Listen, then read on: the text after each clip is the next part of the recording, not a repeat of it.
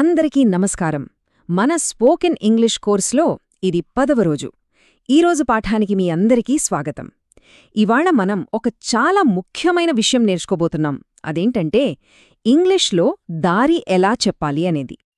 అంటే మనం రోజూ చూస్తూనే ఉంటాం కదా, ఎవరైనా మన దగ్గరికొచ్చి బస్టాండ్ ఎక్కడుంది, లేదంటే ఆ గుడికి దారి చెప్పండి అని అడుగుతారు.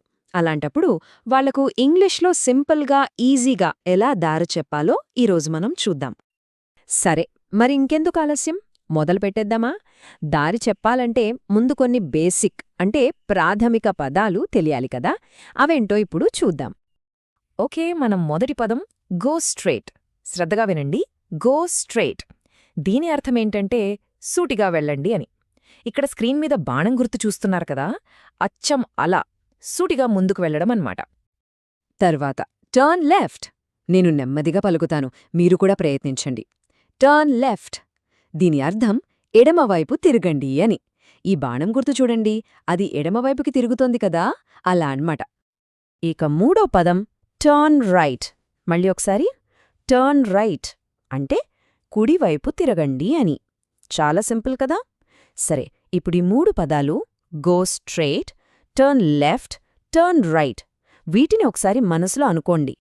చాలా బాగా గుర్తుపెట్టుకున్నారు, పదాలు వచ్చేశాయి కదా.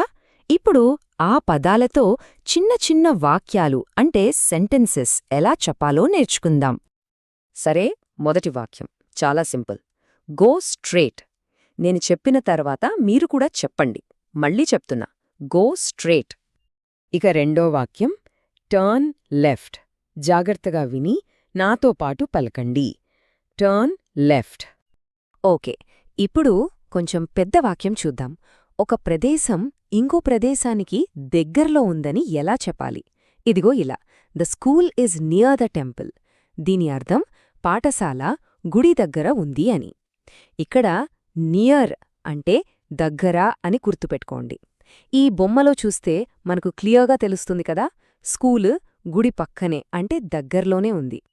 సూపర్! ఇప్పటిదాకా మనం చిన్న చిన్న ముక్కలుగా నేర్చుకున్నాం కదా, ఇప్పుడు వాటన్నిటినీ కలిపి ఒక పూర్తి దారిని ఎలా చెప్పాలో చూద్దాం. ఎవరైనా అడిగితే మనం నిజంగా ఎలా సమాధానం చెప్తామో అచ్చమలా అన్నమాట. రెడీనా? ఒక ఉదాహరణ చూద్దాం. స్క్రీన్ మీద చూడండి, go straight and turn right. The bus stand is near the bank. దీన్ని నేను విడమరిచి నెమ్మదిగా చెప్తాను. మొదటి భాగం go straight and turn right అంటే సూటిగా వెళ్ళి కుడివైపు తిరగండి.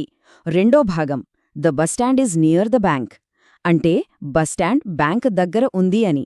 చూసారా ఎంత సింపులో? రెండు వాక్యాలని కలిపేస్తే ఒక పూర్తి రూట్ చెప్పేసినట్టే. చాలా బాగా ఫాలో అవుతున్నారు. ఇప్పటిదాకా నేను చెప్పాను, మీరు విన్నారు. ఇప్పుడు మీ వంతు, మీరే మాట్లాడాలి. ఏమాత్రం భయపడొద్దు, తప్పులు పోయినా పర్లేదు, ధైర్యంగా చెప్పండి. ఇదే మన స్పీకింగ్ ప్రాక్టీస్. సరే, రెడీనా? నేను వాక్యం మొదలు పెడతాను, ఖాళీని మీరే పూరించాలి. మొదటిది గో స్ట్రేట్ అని చెప్పారా? అద్భుతం, చాలా బావుంది. రెండోది టర్న్ లెఫ్ట్ అని చెప్పారా, లేదంటే రైట్? ఏది చెప్పినా కరెక్టే, చాలా మంచి ప్రయత్నం. ఓకే, చివరిది, ఇది మీరే సొంతంగా ఒక వాక్యం తయారు చెయ్యాలి. నేను ఫార్మాట్ ఇస్తాను, ద ఈజ్ నియర్ ద. ఈ ఖాళీలలో మీకు నచ్చిన, మీకు తెలిసిన ప్రదేశాల పేర్లు పెట్టండి. ఉదాహరణకి the park is near the house, లాడా. సరే, చెప్పటానికి ప్రయత్నించండి. అభినందనలు, చాలా చక్కగా ప్రాక్టీస్ చేశారు. చూసాలా, మాట్లాడటం మొదలు పెడితే ఎంత ఈజీగా ఉంటుందో.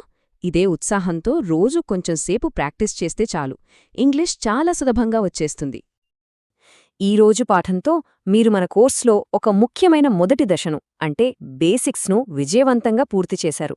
ఇకపై మీరు కూడా ఇంగ్లీష్లో చిన్న చిన్న దారులు చెప్పగలరు. తర్వాతి పాఠంలో మనం ఇంకా కొత్త విషయాలు నేర్చుకుందాం. అంతవరకు ఈరోజు నేర్చుకున్నవి మర్చిపోకుండా ప్రాక్టీస్ చేస్తూ ఉండండి.